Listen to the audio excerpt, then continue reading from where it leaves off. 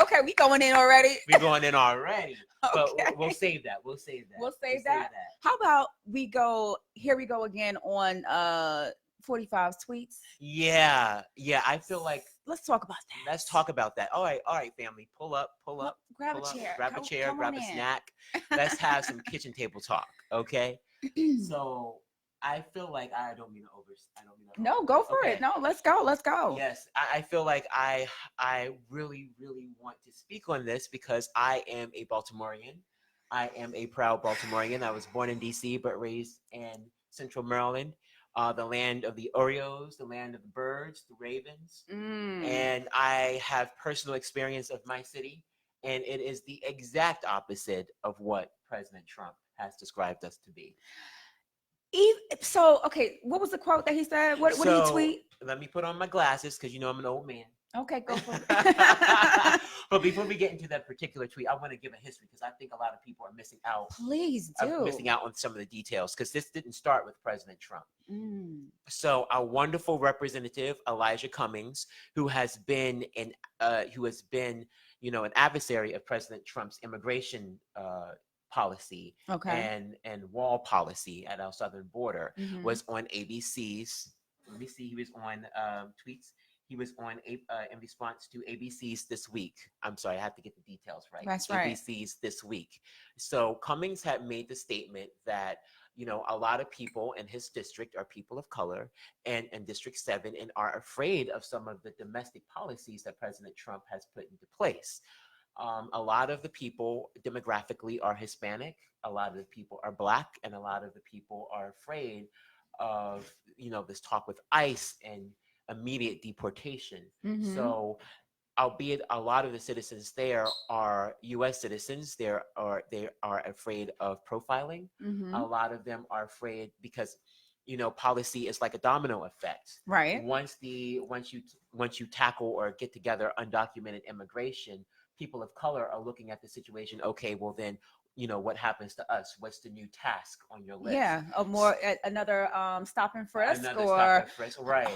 Hard lining about anything, and especially related to people of color. Yeah, especially our Hispanic brothers and sisters. They are afraid of profiling. They are afraid that of police and ICE. And so he just made a general statement concerning how people feel about the Trump administration. But this wonderful, lovely woman named Kimberly Classic, she's a Republican from Baltimore County, politician, snapped back on Twitter. And this is what I don't like. This is what I don't like. It's the shit I don't like. Yes. So she took herself on Friday and tweeted back and said, "Oh, really? You have multiple killings in that district? And people are afraid of President Trump," as if to say you should be afraid of your own neighborhood. Like, this is ridiculous. And then people in your own neighborhood. Exactly. That was on the 26th. And then she took herself, left her lovely home in Baltimore County, drove herself down into District 7, stood in front of one neighborhood in District 7 and took a video and tweeted the video and said, let me read the quote. "Rats and roaches are a problem in almost every home." So, and the undocumented immigrants at our southern border live better than the citizens here in Baltimore. And so she went on Fox and Friends on Saturday. If any of you know Fox and Friends, they are on Fox News. They're, it's like a daily show talking about today's social and political issues, but has a more conservative spin. And she was not reachable for comments on her tweets. So then our wonderful president came on board and started. So was that him backing her? That was him backing her because she was defending him. Wow. She was defending President Trump. So President Trump comes on board thanking her for her defense. Wow. And basically says, let me read the quote. I have to pull it up. "As proven last week during a congressional tour, the border is clean, efficient, and well run, just very crowded. Cummings' district is a disgusting rat and rodent infested mess. If he spent more time in Baltimore, maybe he could help clean up this very dangerous and filthy place." Shortly after 9:30 p.m. Monday, the president treated Elijah Cummings, never even went to the southern border, and then he screams at the very good people who, despite Congress's failure to fix the loopholes in asylum, make it work. Crossings the way Crossings are way down and the wall is being built, even with zero dim help. Border getting strong. Then he tweets another tweet and says, Baltimore's numbers are the worst in the United States on crime and economy. Billions of dollars have been pumped in over the years, but to no avail. The money was stolen or wasted. Ask Elijah Cummings where it went. He should investigate himself with his oversight committee.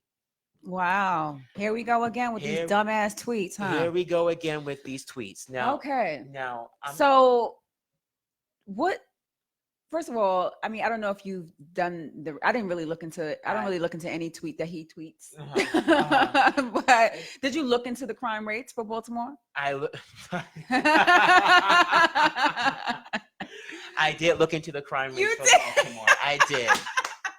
I did. See, I know my co-host. Okay. Yes, you got to come with the facts. Come with the facts, not the alternative facts, sir. Yes, not the alternative facts. You got to come with the facts. So here's the thing. I'll get into the facts. Okay. Here's my feeling about this little social media thing. Right. So to Miss Kimberly Classic, your colleague in political science, my darling. Goodness. You have, just like how, some members of the IC community, they can be able to pop into different buildings within the IC community. Well, in local state politics in Maryland, even if it's not your district, you're in the county, you're still able to sit in on Baltimore City Council meetings, right, and offer opinion because you are a local political leader. Okay. Girl, I have not seen you at one council meeting. Oh, come on now. You think Chloe Bajar is leaving her beautiful neighborhood and her beautiful home to come to the rat and rodent infested, quote unquote? Well, I would imagine meeting? If you have some opinions, I have not seen you. Okay, so she doesn't have the right to have an opinion. She doesn't have a right. You haven't been to one council meeting. You drove yourself into our city, into one section of our city, into one particular neighborhood of our city, took a video and then overgeneralized a whole entire city based on that one video. Let me tell you something about how I don't like my people being used. And then with our president, as much respect as I have for you, President Trump, as my president, we have invited you to what? Oh, you saw that? We have our response to his tweets. Our local leaders have invited you to take a tour of our city so that you can see the beautiful parts, you can see the bad parts, you can speak to the people and the political leaders to know why Baltimore is in the shape that it's in. But your response was, when the time is right. Right. So here you are posting about my city, both of you. You have spent zero time talking to the residents of that city, zero time talking to the political leaders of that city, zero time actually touring the entire city, but you have so much opinion about how rat infested we are. First of all, we're a port city.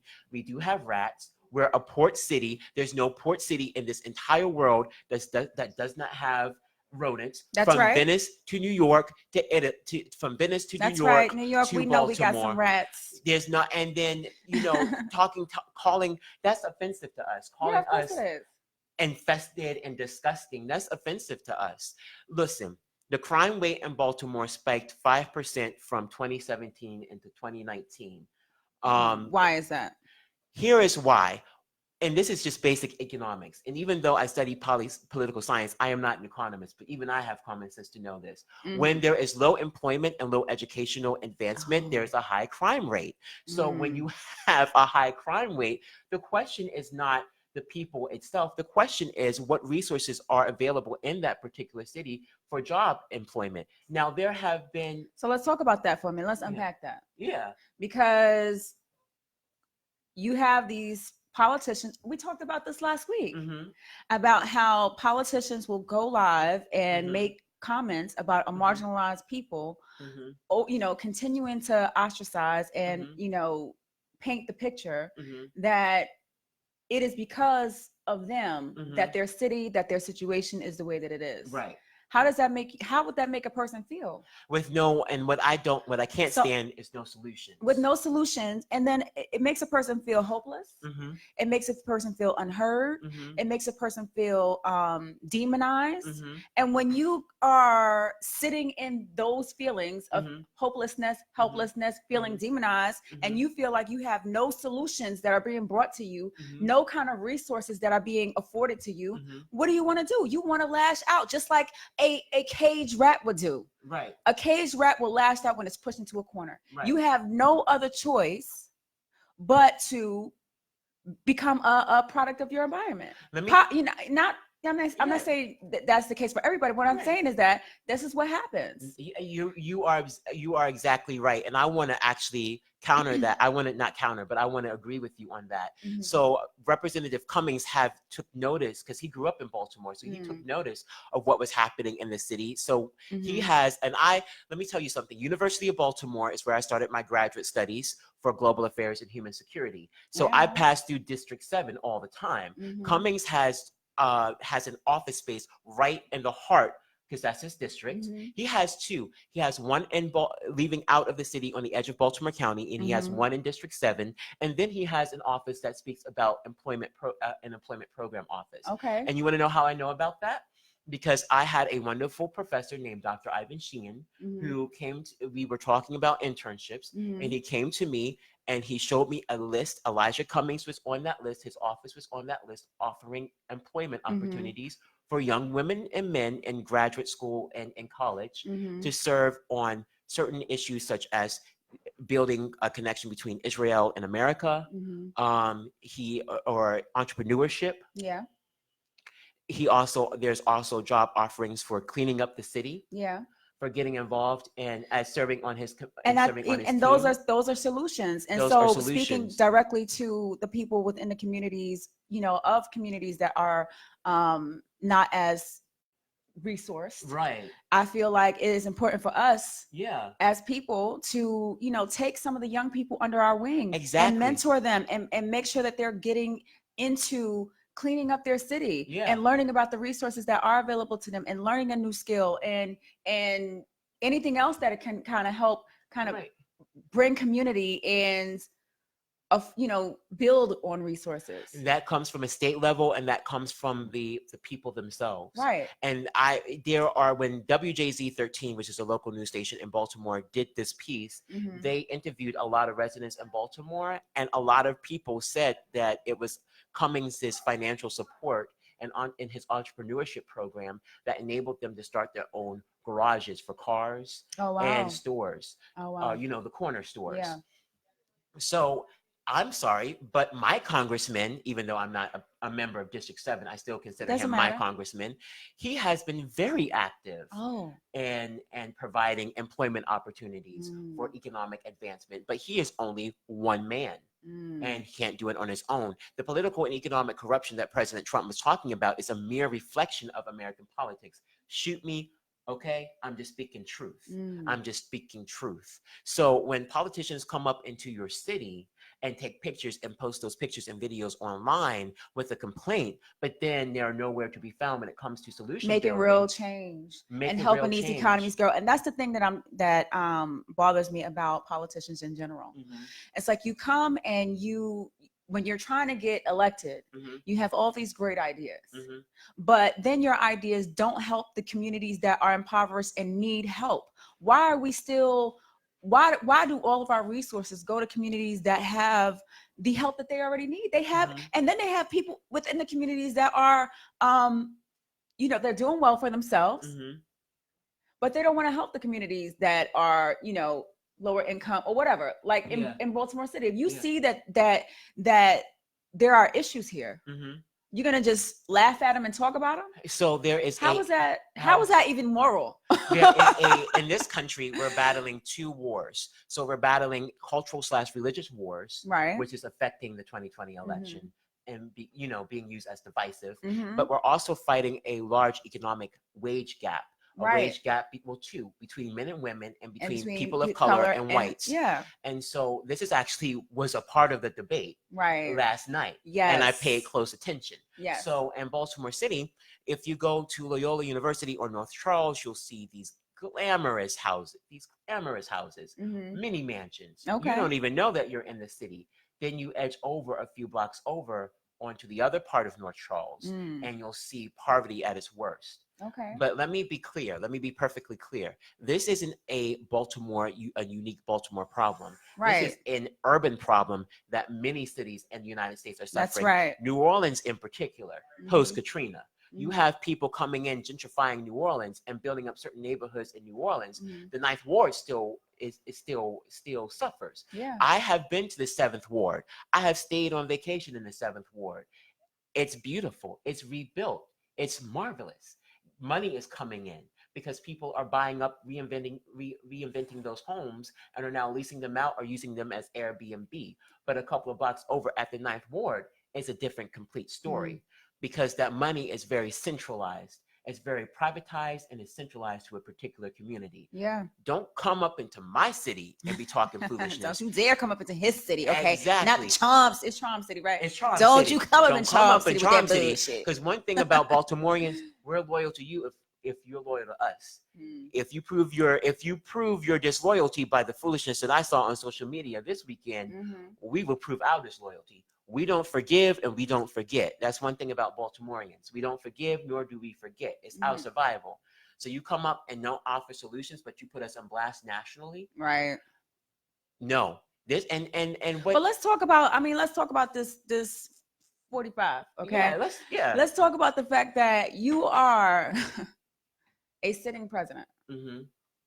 And instead of saying something that would empower or encourage or anything, the people of, Baltimore City, you come and you say some of the most ignorant shit that you can say. And here's the thing. I know we're kind of used to this already. He says ignorant shit all the time, right? But it's true. It's true. He says ignorant shit all the time. And so it's like, okay, here we go again. But as people who are watching it, it's like, how do we turn off that noise? Exactly. Let me offer. So if I was his political strategist, this would have been my. Yeah, but see, that's the thing. Like, there's no off switch for him. Yeah. So it's up to us as people to not really buy into it. And it really bugs me out, like how the media plays into every damn thing that he says. It's like, yo, we have to ignore this white noise shit because it's a distraction. It is a distraction from the real issues, and really put in the effort and work to do things that will help rebuild our country. Let me be very clear. No one was talking about our city until Cummings went on ABC and started talking about President Trump and how, people are distrusting his policies. Let me be very clear. This wasn't in response to trying to make Baltimore a better place and hopefully, putting out a precedent that would benefit all U.S. cities. This was a response to an opponent who has been an opponent for many years, for as long as we've had 45 sitting in office. This has been a response to his distrust of the undocumented immigration. I don't like saying illegal immigration, undocumented immigration policy, about border control, about the wall. This was a direct attack on Cummings himself, and they used Baltimore as a crossfire. As a scapegoat. I don't like that. People are not pawns in your game. That's right. And that's the thing. That's why people feel so hopeless when it comes to politics, is because you have black political black fatigue, voter fatigue, because it's like, well, what can you say to that? And then these comments are so sensationalized that it's like, okay, here we go again. He done said something else stupid, and it's directed towards people of color. What else is new? Yeah. Who's really fighting for us? And this is what. See, now this is now this is a great segue into the debates. Yeah. Because this is how I felt about some of the Democratic candidates. Oh gosh. So let me be perfectly clear. If I was his political strategist, I would tell him, okay, so put down the Twitter, put it down. Well, he's going to do what he wants to do. Exactly. But I would say the best way to procure votes, because there are 600,000 people living in Baltimore City, and we get new people coming in every day. Shout out to us, innovation, jobs coming to us, people coming to us. Shout out to us. We're not infested, as they say. Right. We have opportunity just like everyone else coming into the city. It's just concentrated. Well, that's another topic. Okay. But I would tell him, listen, actually go to the city, study the people, talk to the people. After what Classic tweeted out on Twitter, this is the perfect opportunity for you to procure votes by going and talking to the people and talking about the real issues and sitting down with Elijah Cummings and saying, okay, here's what I love about your city. Here's what I've heard about the city. Here's what I saw for myself about the city. Now, what improvements can we make? And then get on social media with Cummings and say, hey, we may disagree on some issues, but when it comes down to urban building and society building in our country, here's where we're working towards a better tomorrow. I love you, Baltimore. You're wonderful. Here are the issues that I've seen. Here are the issues that the congressman has seen. And this is what we're binding together. And hopefully other cities can use that. We could talk about what we would do with him. But you're right. I mean, I don't give a damn about what he, because that's not happening. Right. So what we need to do is talk about, as a community, what we can do in order to make the situation better. Right. And because although, it comes from a state level. Yeah. And, there's a lack of funding, but there, like you said, we have a lot of people in that community that can, work on a lot of different things without the help of the state. Without the help. Or you can get grants and use that towards the betterment of your city. Exactly. You know what I'm saying? It's very possible. And so this is when it comes down to politicians being for the people. This is a great segue to what was being discussed concerning race in America last night during the debates. Right. Yeah. Let's talk about Let's it. Talk Let's about talk about it. Okay. Let's talk about it. So we had 10 candidates debate last night. So we had Bernie Sanders. Lord have mercy.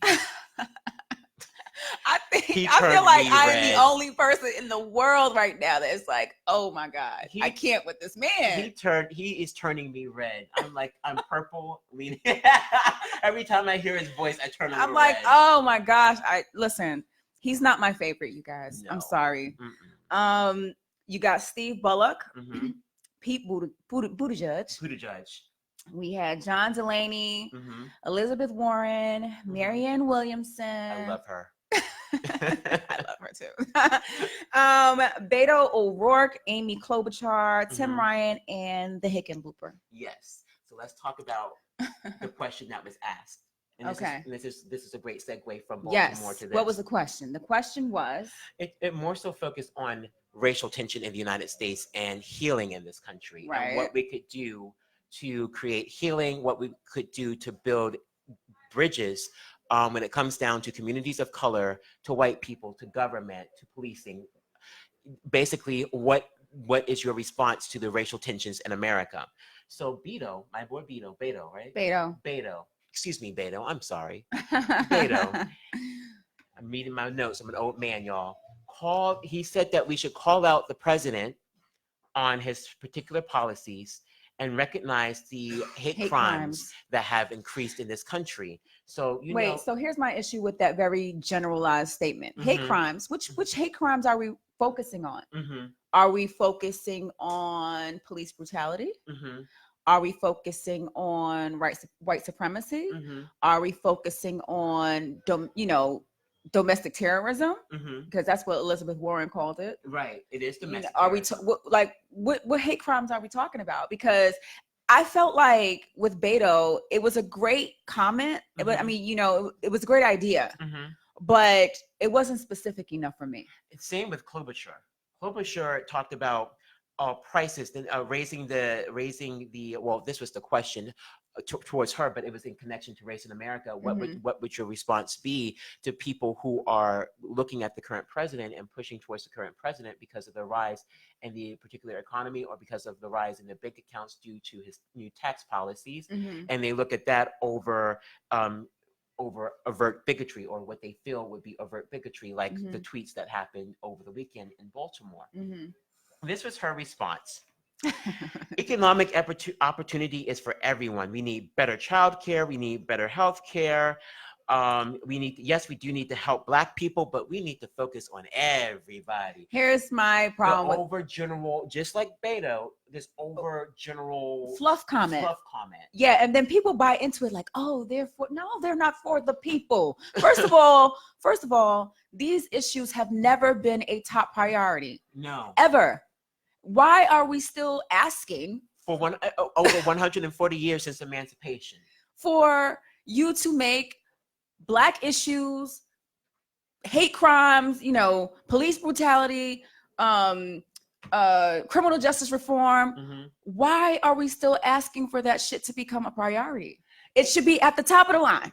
Because you know why? We are, people of color make up the world, okay? The United States, okay? Mm-hmm. We have built this country, and in order for us to become united, these issues have to be on the forefront. We have to address these issues head on. I don't want to hear any more fluff comments. Right. Here we go again with that bullshit. Well, this is what Marianne Williamson had to say. So this is why I clap for my girl. I really want to be her strategist because I'm really afraid of the whole spirituality thing and how that's going to keep her out of the White House. Yeah, they were talking about it. Yeah, they were talking about it today. All over the place. But she speaks my language. I'm all about the spirituality. Yeah.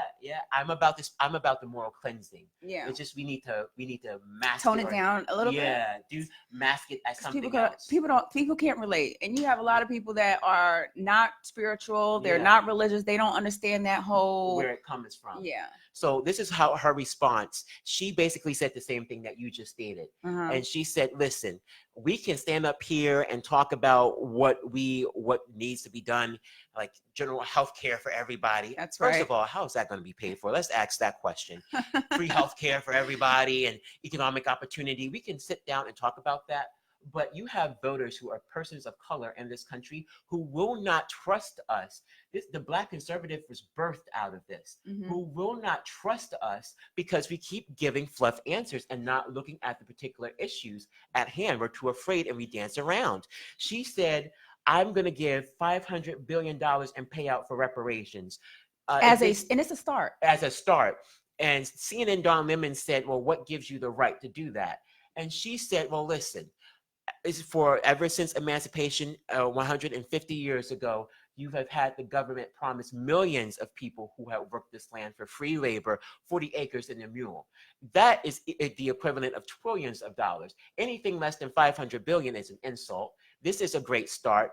You know what?" And she was basically saying, as a white woman, I don't particularly have a right to be talking about reparations and who should get what and where, how it should be spent within the communities, right? But as a candidate running for president, I'm recognizing that there is a legacy of slavery, colonization, Jim Crow in this country. It has seeped down into our institutions, political institutions, social institutions, and it has gone unaddressed. Environmental institutions gone unaddressed. Yeah. We need to start somewhere because we have a whole demographic who will turn very red very quickly and go on the other side because they don't feel that or not even go red, just complete neutrality, just complete apathy. This is so concerning. Like why should I continue to vote for politicians who don't give a damn about me? Okay, so this is a particular shout out to political analyst Rob Smith, who he's a Black conservative, right? And this is so we're not going to talk about the immigration policy, but this is so two things that turned him red: immigration policy, as well as the look or the view of global terrorism. Yeah. So he's a Black gay man. So he said when it came down to immigration policy, Black people have been fighting for how long for particular resources, and we're still asking, going to congressional hearings for what has been promised more than 100 years ago. We're still looking for particular opportunities, and only a few of us have the means to advance. But when it comes down to immigration, the Democrats are looking into promising resources that we have worked so hard and still most of us can't get to people who are undocumented. He said that right there stopped me in my heart. So my people who built this country can't get resources But how? But see, I like, and Yeah. So I'm sorry to cut your thought off. Go ahead. But here's the thing. It's a discussion. It's a discussion. Yes. I hear him. Yeah. I hear that. I hear that thought process. But how is the red side? How are the Republicans helping to make that any better? Because they're not trying to give reparations at all. Right. They haven't talked about reparations. They haven't talked about reparations at all. What they do is they send out people, and I've seen this. They send out people who are very good at speaking, very good at research, very good at analysis. And remember the first episode, America, when I told you the Democrats need a strategy. They have people who are extremely good at strategizing, so they can come out into neighborhoods and they bring out these particular issues that are important to Black people and they speak on it, which the Democrats don't do. Mm-hmm. And that's how conservatism and the Black community is. So here's my thing. For me, as just the average Black American, right? I don't want to hear shit about strategy. I want to hear about operations. What are you going to do for me right now? For me. Yeah. And if you cannot tell me that, and the way that Marianne just told me that, right, then I don't care. I don't want to hear it. I don't want to hear it. It's like, okay, here we go again. We talk about same old things over and over again. See, this is okay. So this is Saunders' response. I had to write this stuff down so I can remember. Let's just go into what you're talking about, the fluff. He gets a lot. He's not my fave. He's not my fave either. So when it came down to his particular viewpoint, he says, there has been issues as a result of racism and slavery, but we need to focus on rebuilding. So he's going to introduce the third good Marshall Plan. In that part of that is giving Title I schools $60,000. And he's going to look into addressing the particular issues with Black people when it comes to entrepreneurship. And that's about not everybody wants to be an entrepreneur. And where are you going to get the $60,000 from? And then on top of that, and for Title I schools. Okay. Here's my thing with the Sanders, okay? Not only does he has a big mouth. He has a big mouth and people buy into that. The person with the largest voice, the biggest hype man, that's who people are going to focus on. They're not going to hear Mousy Tiffany over here trying to tell you what it is that my plans are. They're going to listen to you, and that's what I don't appreciate about him. It's like you always come with and another thing that people really, I guess, they like about Bernie Sanders is the fact that he did, he was involved with the civil rights movement. He had a lot of activism under his belt. But when it came time for the elections last time, I didn't know who the hell Bernie Sanders was. Okay. And forgive me for part of my ignorance or whatever the case may be, but I had no idea that he was kind of an activist back in the day. So to me, I felt like you were kind of glossing over that, sweeping that under the rug. People had to do their research in order to find that out about you. Okay. And now you're letting the millennials, the people, basically put that on blast for you. But it's like as if you were ashamed of it. You were hiding it. Like you don't want to really focus on the Black agenda. See this, and you want to know, you hit the nail right on the head. This is the Spirit of the Lord was just speaking to me as I was watching that man. God.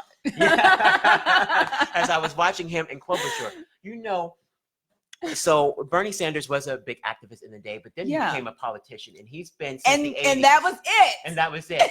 He marched with Dr. King in DC in the 60s. Then he became a politician in Northeast US, in New England. He's been talking about these particular issues since the 1980s. So he's well versed. But I mean, like, but he's being supported by, and this is why he danced around women's rights or women's health care as it relates to abortion.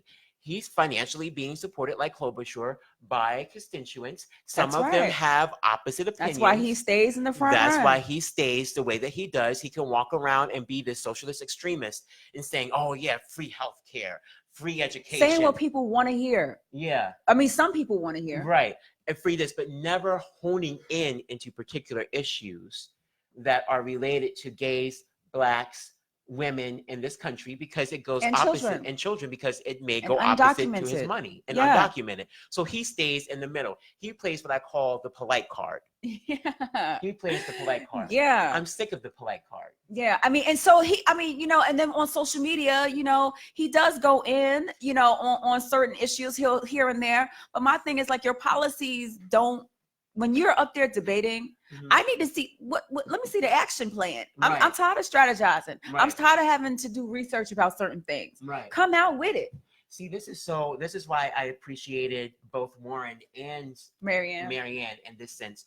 They actually came up. So Warren, she was asked about white supremacy in America. I liked her debate. I liked her response. Yeah, she basically called it domestic terrorism. And that's one thing that we don't like to say in this country, domestic terrorism. It hasn't been defined as domestic terrorism to this day. Till this day.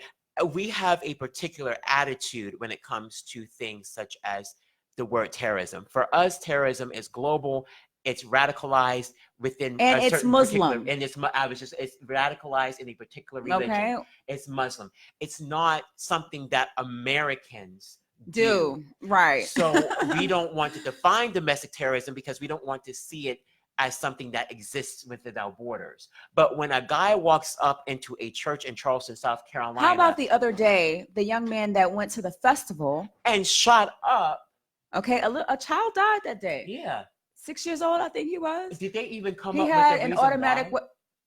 I don't really remember the reason why, but I think that he was. I don't want to say it. I don't want to misquote anything. But the point is that he was a white young man, and he chose to go into a festival with an automatic weapon and kill people. And how is that not terrorism? What was the purpose of that? It was to incite fear. It was to kill, and that's what terrorism is. That is the very definition of terrorism. It was first used in the French Revolution. And in response to the revolution, it was a way to incite fear. The new. And this is what all of these people who are going around as martyrs, because this is what they're doing. They're going out as martyrs, killing all of these people.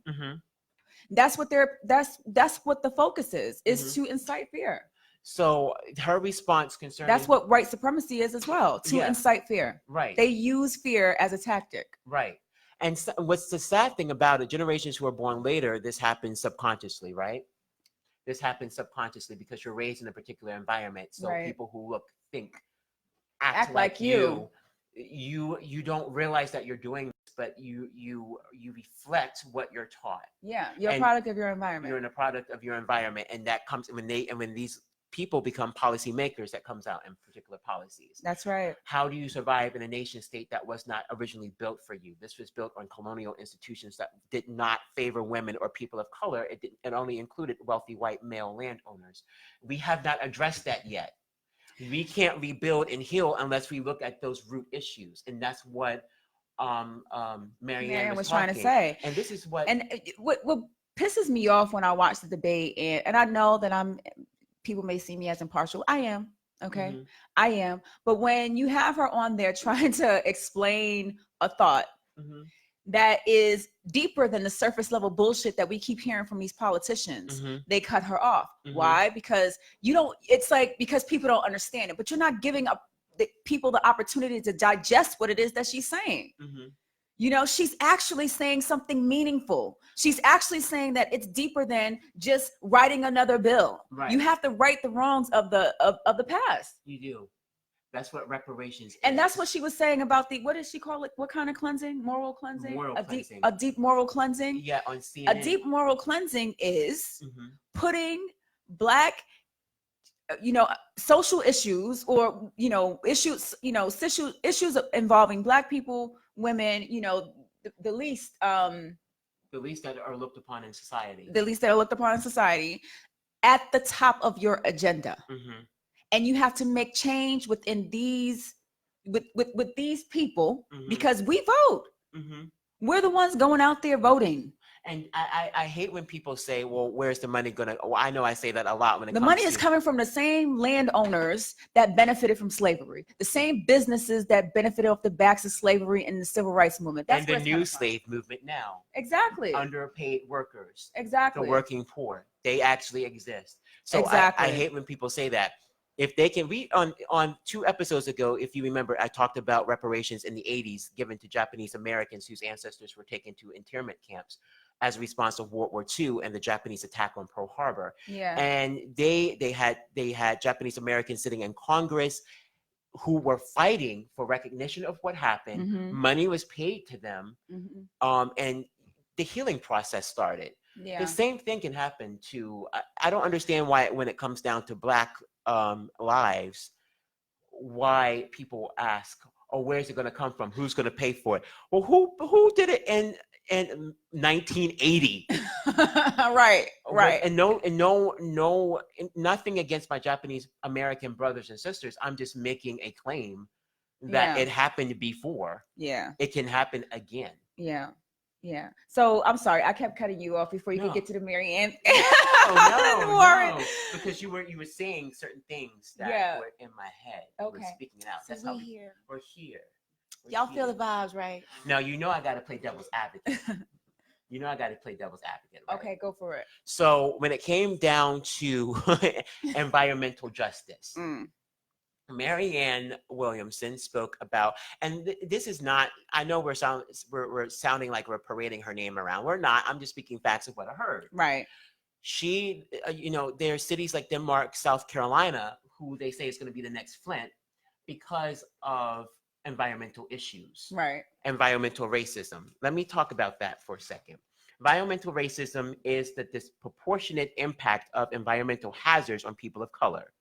Environmental equity is the government's response to the demands of the environmental justice movement, such as the new Green Deal, which I think they need to retreat. That's a mistake. So people don't know what the new Green Deal is. Oh, should I talk about that a little bit later? Just give it like a one-liner. The new Green Deal is basically not economic, but environmental and social justice reforms that look into universal health care, to what can we do about eliminating fossil fuels in our society for a better tomorrow. And why is that important? Because scientists predict by 2050, if we don't start doing that, we can see unreversible repercussions in our environment, changes in our environment that can change the quality of human life. Like bad air, pollution and bad air. When we talk about the greenhouse effect, the polar caps in the north melting, the rising of sea levels, some coastal cities experiencing rises of the sea level. We've been hearing this since the early 2000s, but disappearing into the sea. I saw a video. Not to be dramatic, but I saw a video. Well, it was on Instagram. Somebody had posted. It was on the West Coast, like a whole bunch of locusts just flying about. Like that can cause disease. Because you're killing a particular plant life that we use for medication, and then correct. You make the particular environment that you're in imbalanced. Unbalanced. That's right. Yeah. So the Green New Deal touches on some social and environmental issues, from that to free healthcare and education and all of that. Okay. Hit it, Kev. Yes. So when you talk about environmental equity, it looks into institutionalized rules, regulations, policies, or government and or corporate decisions that deliberately target certain communities for certain communities when it comes down to land use and tax enforcements of zoning and environmental laws, resulting in communities being disproportionately exposed to toxic and hazardous waste. Okay, now give me a one-liner, because somebody probably listened to all of that and was like, what? Right. So basically, now Under Armour does not do this. Under Armour, let's talk about something that's okay, like the gas. First let's do the what is environmental racism? Environmental racism. Let's break it down. Let's break it down. Is when you have institutionalized practices that go against the health benefits of particular communities. Right. So like for example, I saw in Puerto Rico where they had the farmlands and they were doing the spraying over pesticides, and people within the community were complaining that it is making them sick. That happens in the rural communities in North Carolina as well. Right. So what that is, so local farmers make deals with big businesses, right? This is just the real short breakdown. Yeah. These big businesses want mass production. Well, that means you have to stick stuff into the food to make it grow, and you have to spray pesticides and other chemicals to keep the flies and all of the other things off the food. But what people don't realize is that in the communities right next to it, those chemicals get in your water, those chemicals get in your air, and so you're drinking and eating and smelling that stuff, and that can get you very sick. Yes. So that usually happens in, like you said, in North Carolina or neighborhoods, that are made up of a certain demographic. That's either social or socioeconomic demographic. Yep. Because as Marianne said, this wouldn't happen in the neighborhood she's from. This wouldn't happen and the west side of Manhattan, or this wouldn't happen in Columbia, Maryland, or in the particular city of Charleston itself, where you have a lot of money coming in. This would only happen in certain particular neighborhoods that no one pays attention to. That's right. And again, subconsciously, I believe that what was happening in our policies in America, we do things subconsciously because it's been in us. It's been in us. It's been built in us. And so we don't pay attention to particular issues or particular communities because we're all about the dollar, or we're all about results, or we're all about our own issues. Like going back to speaking to just a regular schmegular person, who's listening to our podcast or whatever. Like, how does this affect me? Right. How can I make a change? What can I do differently? Right. You know what I mean? Right. And so the answer lies in paying more attention and actually coming out to vote. I'm not going to sit here and tell you who to vote for. I have my own. I'm not even talking about, I'm sorry to interrupt your thought, but not only just voting for the general election. Yeah. But I feel like the local elections are more effective and more important. Yeah. Okay, because that's where you can actually reach out and touch your politician. You can actually really find out who they are, what they're about, and whether or not you want them to continue to advance in politics. Yeah, that's exactly right. It's the local election. So let me talk, when it comes down to because I'm sorry. Yeah. Go ahead. Once they get to the national level, it's like that's where you feel hopeless. It's like, well, you got all these policies way up here. Right. I can't reach out and touch them. I can't really affect them because now we have the other politicians, the gamut in the pot. Exactly. So and corporations. So like real quickly, when it comes down to healthcare, when it comes down, not just national healthcare, but when it comes down to certain things like abortion, when it comes down to police brutality, when it comes down to schools, those are local issues. We have a system of checks and balances in this country. And that's not just for the three branches of government. Right. That's for state and federal politics. Legislators, right. Legislation.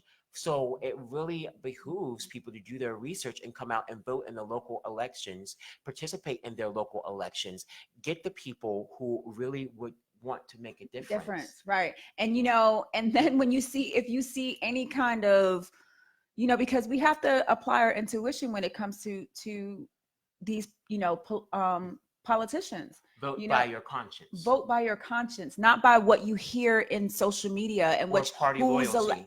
Or party loyalty or race loyalty, gender loyalty. Like you really have to use your intuition and vote according to how you feel, what matters to you. And I feel like that's also what Marianne was saying. I know I'm bringing her up again, but that's where the moral cleansing comes in. Why are you voting for people? Are you voting because you're voting according to what you think they can do for you? Right. Or are you really voting because you've done your research? Right. And you actually feel like this person wants to make change? Right. Let me ask you a real quick question.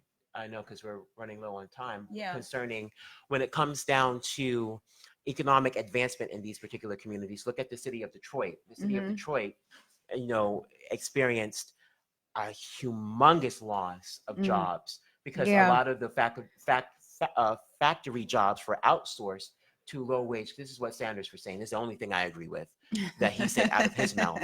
But a lot of those jobs were outsourced to low wage countries for cheaper work, leaving American workers out of work. And so when it comes down to economic advancement and job opportunity, what I liked what Beto was suggesting, both Beto and John Delaney were suggesting. I was gonna speak on that, but go ahead. Yeah.